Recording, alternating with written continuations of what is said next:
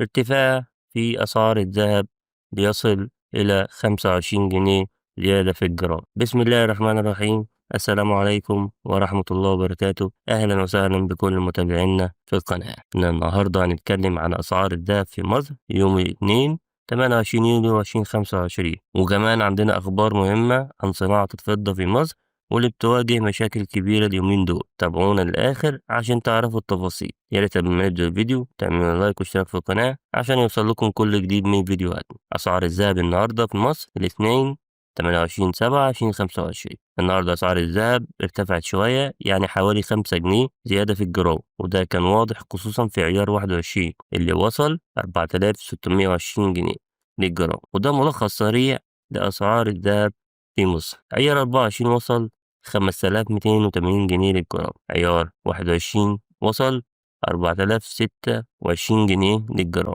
عيار 18 سجل 3960 جنيه للجرام. أما عن الجنيه الدهب فسجل 36960 جنيه. يعني اللي ناوي يشتري أو يراجع الأسعار الأول، لأن السوق بيتغير بسرعة. أتمنى يا رب أكون فدتكم، وده كان ملخص أسعار الذهب النهاردة، وكمان نظرة سريعة عن تحديد صناعة الفضة في مصر. لو شايف إن دعم الصناعة المحلية مهم، شارك الفيديو مع غيرك وساعدونا نوصل صوتنا ده للناس. ما تنسوش دعمنا بلايك واشتراك في القناة عشان يوصل لكم كل جديد. أشوفكم في فيديو جديد. سلام عليكم.